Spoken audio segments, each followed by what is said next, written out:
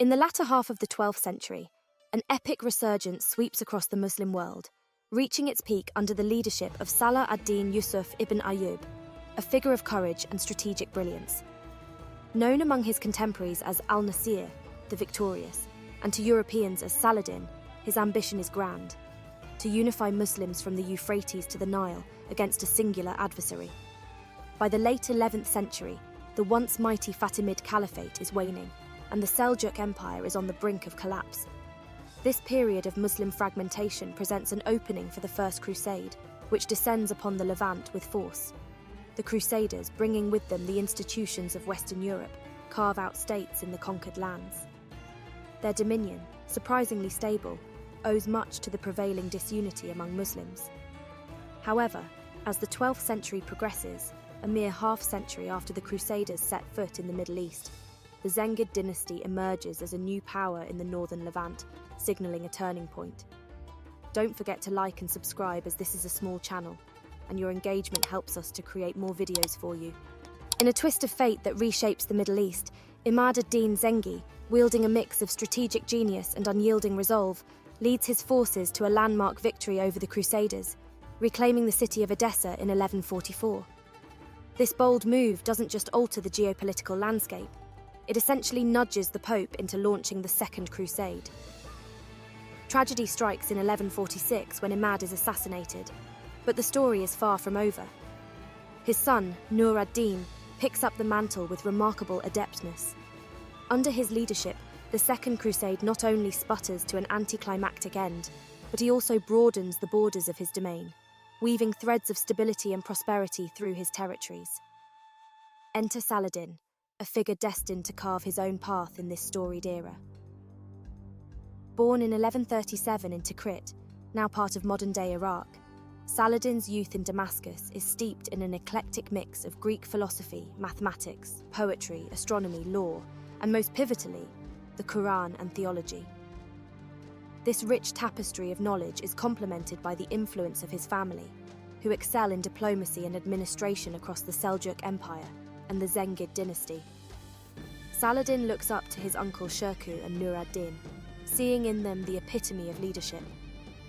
From them, he inherits not just a vision for unity and strength, but also the virtues of chivalry, piety, nobility, justice, humility, generosity, brotherhood, mercy, and forgiveness, setting the stage for his eventual rise to prominence. At just 14, Saladin steps into the military world, his talents honed under the watchful eye of his uncle Shirkuh, a seasoned commander in the Zengid forces. Saladin isn't just another recruit.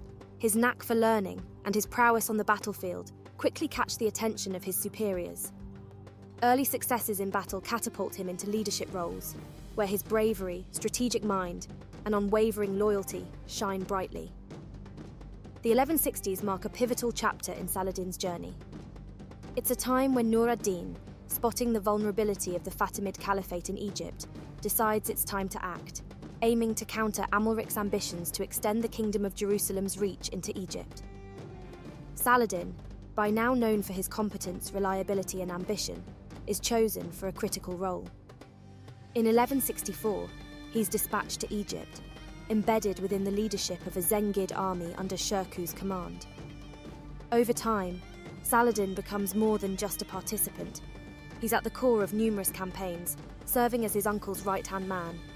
By the dawn of 1169, Saladin and his forces achieve a monumental victory: the expulsion of Amalric I, the king of Jerusalem's army, from Egypt. In a strategic move, Saladin's uncle Shirkuh is appointed vizier to the Fatimid Caliph al-Adid, effectively handing Nur ad-Din the reins over Egypt.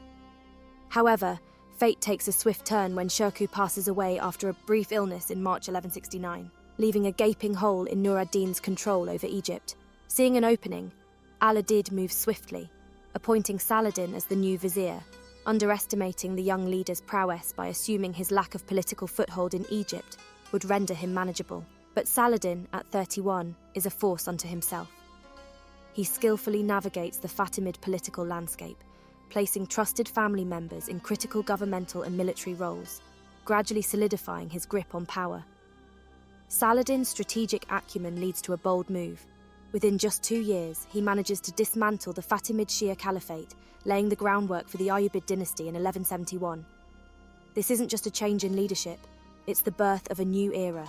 With the Fatimid Caliphate now a chapter of the past, Saladin sets his sights on transforming Egypt into a Sunni Muslim stronghold, acting as its governor under the banner of Nur ad-Din. His vision for Egypt is comprehensive, targeting the very foundations of society, the economy, civic infrastructure, and education. Saladin embarks on an ambitious project, establishing a law college in Alexandria and a network of schools across Egypt. By offering attractive salaries to school administrators and teachers, he turns Egypt into a magnet for scholars from across Asia and Europe, making it the intellectual epicenter of the 12th century. Saladin's reforms extend beyond education. He abolishes tolls for Muslim pilgrims crossing the Red Sea, compensating Mecca for any financial losses. This maneuver not only boosts his popularity among his people, but also cements his status as a benefactor of Mecca. But Saladin's vision is not just about soft power. He sets about forging a new loyal army and revitalizing Egypt's naval capabilities to guard its coasts. This military overhaul is not for show. Saladin leads this formidable force on campaigns to secure and extend Egypt's borders. Saladin's ambitions know no bounds as he first marches against Nubia, flushing out the remnants of the Fatimid stronghold, and then westward into Libya. Here his forces push to Tripoli, dislodging the Norman invaders, though Saladin's authority struggles to root itself west of Barca. Yet, it's not just about territorial expansion. Saladin eyes the strategic prize of the Hejaz and Yemen. Capturing these territories, he seizes control over the Red Sea, unlocking its vast trading potential and significantly boosting Egypt's economic fortunes. But empire building comes at a cost. Saladin's meteoric rise and expanding domain begin to chafe against Nur ad-Din, his overlord in Syria, setting the stage for potential conflict.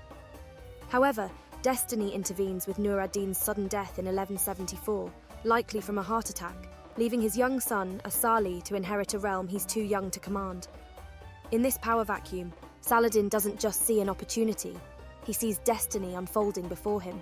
Saladin sets his sights on a grand ambition, the unification of Egypt and Syria under a singular banner for a holy war against the Christian Crusaders. He champions the causes of unity and jihad, presenting himself not just as a leader with a claim, but as a visionary with a mission. His control over the Red Sea and the liberation of territories south of Shawbat Castle have already earned him the title of Liberator of the Hajj Road. By securing safe passage for pilgrims travelling from Sudan and Egypt to the holy cities of Mecca and Medina, Saladin gains massive credibility. This acclaim ensures that his foray into Syria is met with open arms by the common folk, though it stirs unease among some in the Zengid dynasty. Despite resistance, Saladin's combination of diplomacy and military prowess allows him to bring much of the Zengid territory under his dominion, crowning him Sultan of both Egypt and Syria.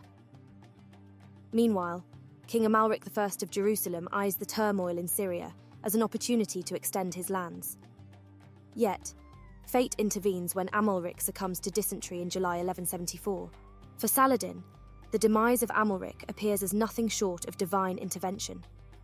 The ascension of Baldwin IV, a young ruler afflicted with leprosy, and the ensuing scramble for power among the Frankish nobility momentarily lessen the spectre of a unified Christian assault. However, Saladin remains cautious, aware that his immediate challenge lies not with the Crusaders, but within, as he seeks to solidify his authority in the face of opposition from Nur ad-Din's kin entrenched in Aleppo and Mosul. Yet, as Baldwin IV grows into his role, the Kingdom of Jerusalem shifts towards a more assertive stance abroad. Their efforts to capture Hama and Harim falter, signalling to Saladin that the Crusaders, despite internal turmoil, remain a force to reckon with. In 1177, responding to this Frankish provocation, Saladin marshals a formidable force into the heart of the Kingdom of Jerusalem, ready to counteract their advances. Baldwin IV, though just 16 and facing daunting odds, emerges as a formidable leader, rallying his nobles against the looming Muslim force. In a stunning turn of events, with Reynold of Chatillon at his side, Baldwin manages to exploit a rare misstep by Saladin ambushing his forces at Montgisard. Saladin's ambition faces a stark reality check at Montgisard, where he endures a severe setback, barely escaping with his life, while many of his soldiers are either slain or captured. Yet, Baldwin IV, constrained by limited resources, is unable to capitalize on this triumph, allowing Saladin the chance to recover and consolidate his forces. By April 1179, Saladin is ready to turn the tables. He engages Baldwin in the Golan region, delivering a decisive blow and nearly capturing the young king. This victory is followed by another against a Christian force in June, and by August, Saladin deals a strategic blow by demolishing a key Templar stronghold on the pilgrimage route. This series of victories culminates in a 2-year truce between Saladin and Baldwin in 1180, a temporary pause in their relentless conflict. However, tensions simmer beneath the surface, with the formidable fortress of Kerak emerging as the inevitable next battleground. Perched on a steep hill, its 80-metre entrance tunnel and massive walls designed to repel any siege weapon, Kerak stands as a bastion of Crusader defence. Controlled by Raynauld of Chatillon, the fortress not only dominates the vital route between Damascus and Mecca, but also serves as a lucrative toll station. Despite the truce, Raynauld of Chatillon views the passage of Muslims through his territory with disdain, believing that not even a formal agreement should permit them free transit. In the heat of 1181, Raynauld embarks on a brazen raid into Arabia, intercepting a significant Muslim caravan, plundering the travellers' goods, and taking numerous prisoners. Saladin, seeking justice for this affront, calls upon Baldwin IV for compensation, but the king finds himself powerless to compel Raynauld's compliance. In a bold move for retribution, Saladin detains a group of Christian pilgrims in Damietta, using them as bargaining chips. Yet, Raynauld's obstinance prevails, refusing the release of the Muslim pilgrims, leading to the Christians being sold into slavery. The fragile peace frays further in 1182, when Raynauld escalates tensions by dispatching forces across the Red Sea, with a declaration of intent to desecrate Islam's holiest sites. However, Saladin's strategic foresight in bolstering Egypt's naval capabilities pays dividends. Al-Adil, Saladin's brother and the governor of Egypt, quickly mobilizes the Ayyubid fleet. Raynauld's defiance, marked by his audacious raids and threats against Islamic holy sites, ultimately backfires. Saladin's swift and decisive action against these provocations, capturing and executing most of the Christian raiders, reinforces his status as a guardian of Islam's most sacred places and pilgrimage routes. His actions are met with widespread praise within the Muslim community, further solidifying his reputation as a protector of the faith. Then, the balance of power shifts dramatically in favour of the Muslims. In 1183, Aleppo falls into Saladin's hands, catapulting him to the position of the preeminent leader in the Muslim world and the spearhead of a united front against the Latin Crusaders. With unrivaled sway over Egypt and Syria, backed by the Sunni Caliph in Baghdad and hailed as the guardian of Arabia and the holy cities of Mecca and Medina, Saladin's authority is unmatched. This unity under Saladin's leadership is a source of immense pride and joy among the ordinary Muslims he aimed to unify, showcasing a rebirth of Islamic solidarity. The fall of Aleppo sends shockwaves through the Crusader states, signalling a significant shift in the regional power dynamic. With Saladin at the helm, the Muslim world is now in a position to exert considerable pressure on the Kingdom of Jerusalem. Saladin's relentless pressure on the Crusader states intensifies with a series of devastating raids into their territories, coupled with strategic assaults on the fortress of Kerak. These maneuvers test the resilience of the Franks and stretch their defences thin. Amidst this turmoil, the Crusader kingdom faces a sombre moment as Baldwin IV, the Leper King, passes away. His final attempt to ensure peace through a 4-year truce with Saladin, negotiated by Raymond of Tripoli, reflects a desperate bid for stability. Saladin, facing his own challenges from a coalition forming against him in Mosul, accepts the truce, seeing it as a strategic respite. However, any hope for a lasting peace quickly unravels with the death of Baldwin IV's successor, the young Baldwin V, plunging the kingdom into a succession crisis. The throne eventually falls to Baldwin IV's sister, who crowns her husband, Guy of Lusignan, as king. Yet, Guy struggles to assert control over his vassal nobles, signalling a kingdom in disarray. As if on cue, Reynaud of Châtillon strikes again in December 1186, breaching the truce with actions that threaten to reignite the conflict. Reynaud's audacious attack on another wealthy caravan, resulting in slaughter and captivity for many Muslims, pushes Saladin to the edge. He sends an envoy with a demand for the return of hostages and treasure, coupled with a stark warning of retaliation against the violator of the truce. Yet Reynaud, secure within Kerrak's formidable defences, dismisses the envoy outright, igniting Saladin's fury to unprecedented levels.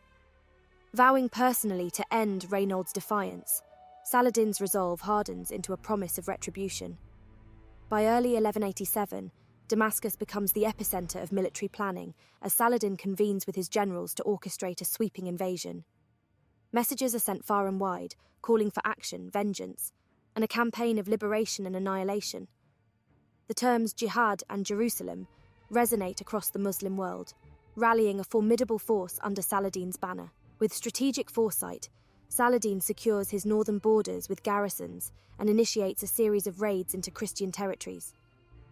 It's during one such foray that a Muslim cavalry's vanguard collides with a Christian force composed of 130 knights, 400 Turcopoles, and infantry near the Springs of Cresson. The Springs of Cresson becomes a scene of devastation for the Templars and Hospitallers, a grim prelude to what's to come. The aftermath is stark, with the heads of knights displayed on lances and prisoners paraded, chained to horses through Tiberias. This defeat serves as a clarion call to the Christian forces, spurring them to bury old animosities and band together against the looming threat of Saladin's army. By June 26, 1187, Saladin is ready to advance. He assembles his forces, a formidable army of around 30,000, organised into 3 wings for the march towards the Jordan River. Taqi al-Din leads the right flank, Gokbori the left, with Saladin himself commanding the centre.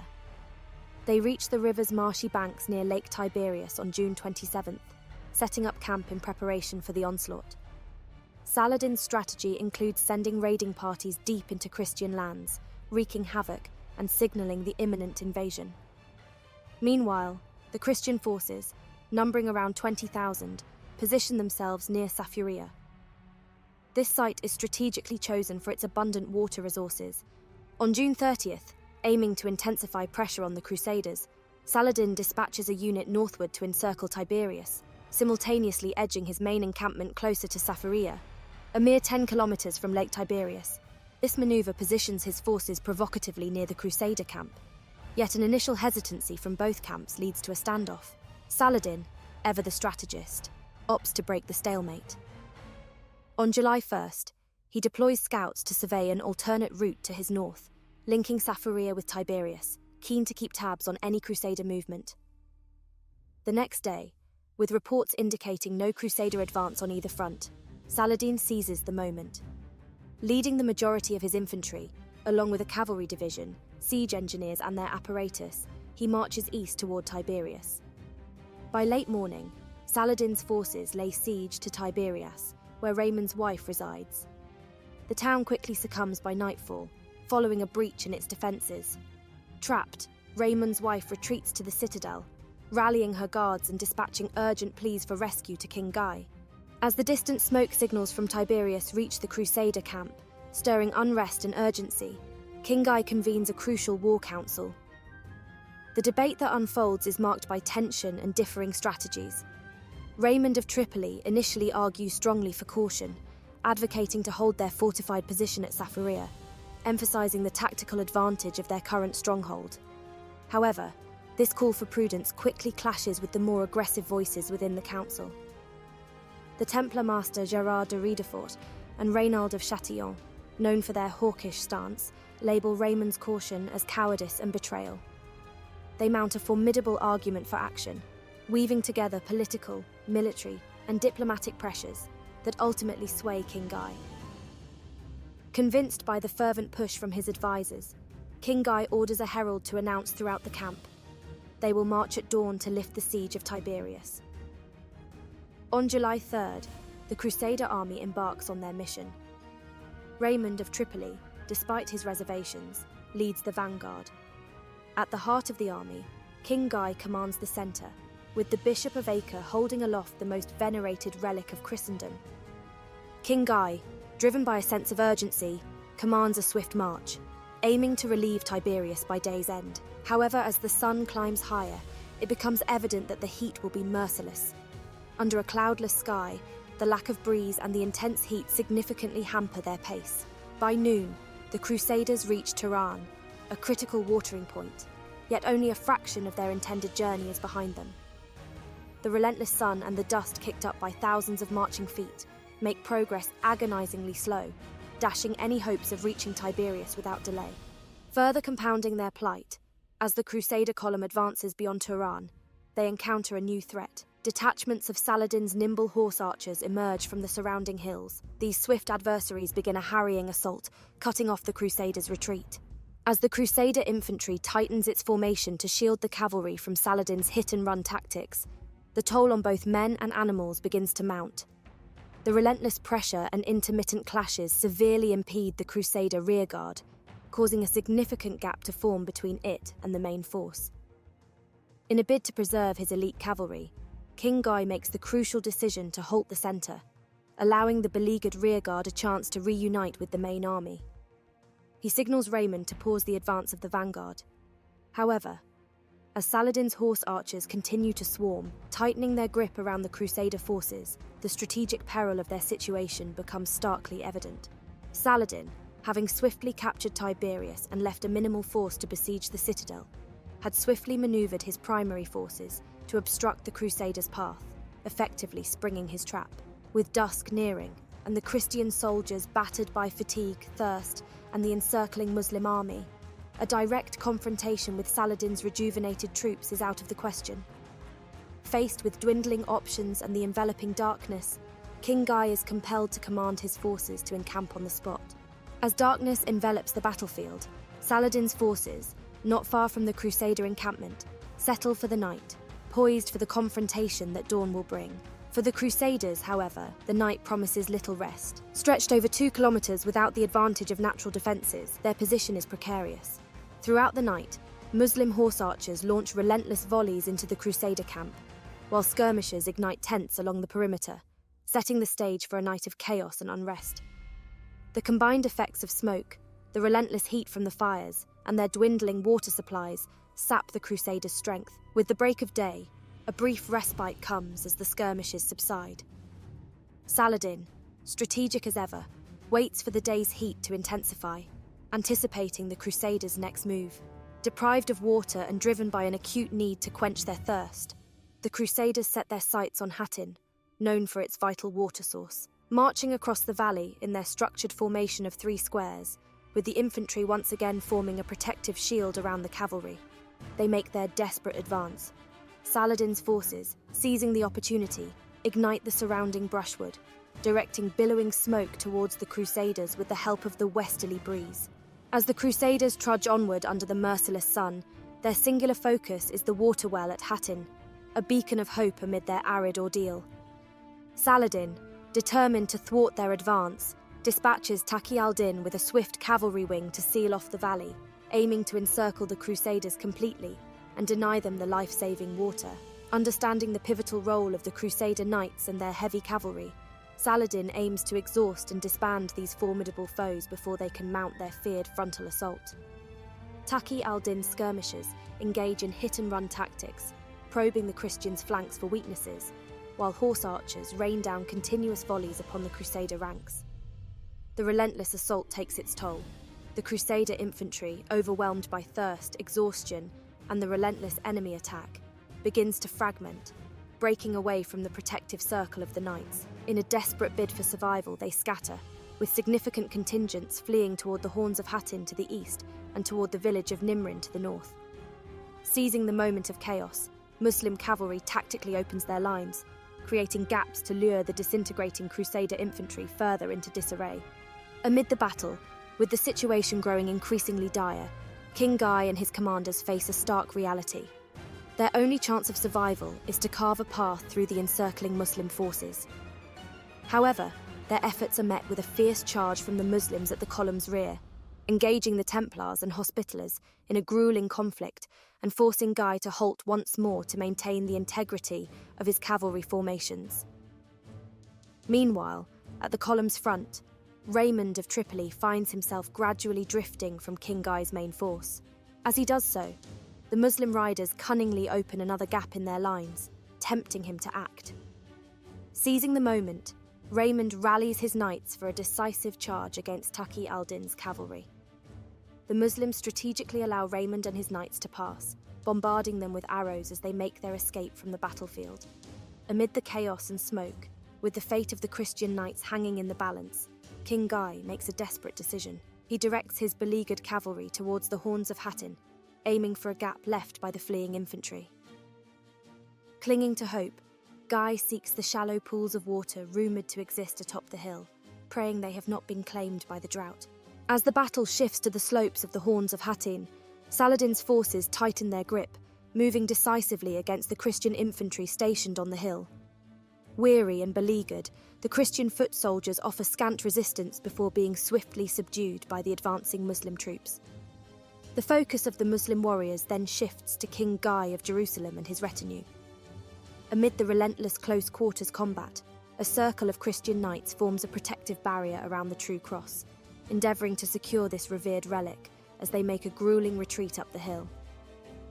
Their hopes for respite and water at the summit are dashed, finding neither relief from the battle nor the much-needed water. In a bid to rally his forces, King Guy erects his red tent atop the hill, attempting to provide a rallying point for his fragmented army.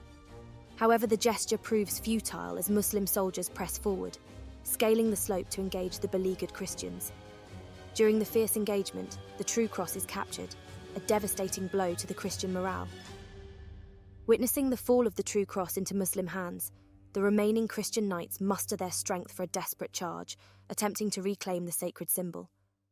They momentarily push back the Muslim line, but drained of their strength and overwhelmed by casualties, their effort falters. Faced with the inevitable, King Guy commands his knights to surrender.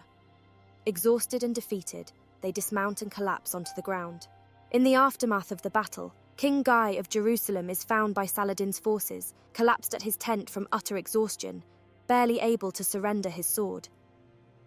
This moment marks not just a physical capitulation, but the symbolic end of Crusader resistance at Hattin. Saladin's victory is not just significant, it's transformative, reshaping the power dynamics in the region. Among the captured, Raynald of Châtillon stands out, a figure notorious for his breaches of truce and provocations. Saladin's subsequent actions are marked by a blend of chivalry and stern justice. He first extends a gesture of mercy by offering ice-cold water to King Guy, a sign of hospitality in the direst of circumstances. Yet when Raynald drinks from the cup passed by King Guy, Saladin clarifies through an interpreter that while the king may offer him drink, he himself neither offers Raynald drink nor mercy. This distinction is pivotal. It underscores Saladin's adherence to a code of honour that forbids him from slaying anyone who has accepted his hospitality. Yet, in the case of Raynald, Saladin sees no such obligation, fulfilling his vow to execute the man he views as a truce breaker with a decisive strike.